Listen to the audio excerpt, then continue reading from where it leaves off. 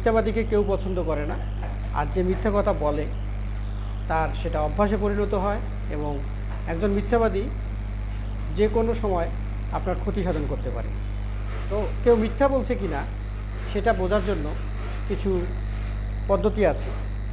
আপনি কিভাবে বুঝবেন সেই ব্যক্তিটা মিথ্যা বলছে কি না?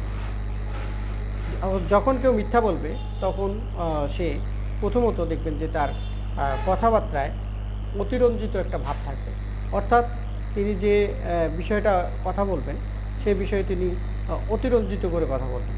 তাহলে বুঝতে হবে যে আপনাকে সে মিথ্যা বলছে।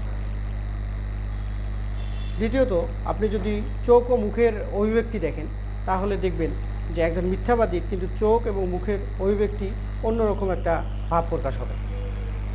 অভিব্যক্তিতে আপনি বুঝবেন যে সে চোখ পিটপিট করে, বা ধরেন যে একটা স্বাভাবিকভাবে কথা বলার সময় যেমন করে, সে মিথ্যা বলার সময় কিন্তু চোখ এবং মুখের অভিব্যক্তি একই রকম থাকবে না। তো আপনাকে সেই দিকটাও খেয়াল রাখতে হবে। তৃতীয়ত, আপনি ঘটনাগুলোর মধ্যে কোনো ধরনের সামঞ্জস্য পাবেন না। দেখবেন যে একটার সাথে আর একটা ঘটনা মিলবে না। আপনার যখন সুন্দরভাবে শান্তভাবে আপনি কথাগুলো শুনবেন একজন মিথ্যাবাদী, তখন আপনি দেখবেন একটা কথার সাথে আরেকটা কথার কোনো মিল পাবেন না।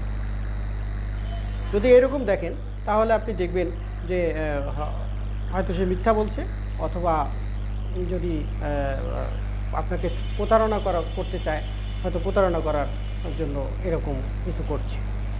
এরপর আপনি দেখবেন যে একজন মিথ্যাবাদী সবসময় অস্থির থাকবে, কথা বলার সময় অস্থির থাকবে, বা ধরেন যে সবসময় দেখবেন যে এক ধরনের অস্থিরতা তার মধ্যে কাজ করে। অস্থিরতা যদি কারোর মধ্যে কাজ করে কথা বলার সময়, তাহলে বুঝবেন যে তিনি মিথ্যা বলছেন, এবং এই মিথ্যা আপনাকে হয়তো ধোঁকা দেওয়ার জন্যই বলছে। আর একটা গুরুত্বপূর্ণ বিষয় যেটা হচ্ছে, আপনি যদি খুব সুন্দর শ্রোতা হন, বা আপনি যদি শ্রোতা হিসেবে খুব ভালো হন, তাহলে কিন্তু আপনি মিথ্যা ধরতে পারবেন। আপনাকে একজন মিথ্যাবাদীর কথা বা মিথ্যাবাদীকে ধরতে হলে অবশ্যই আপনাকে শান্তভাবে তার কথাগুলো শুনতে হবে। তার কথা শুনলে আপনি বুঝতে পারবেন সে মিথ্যা বলছে কিনা।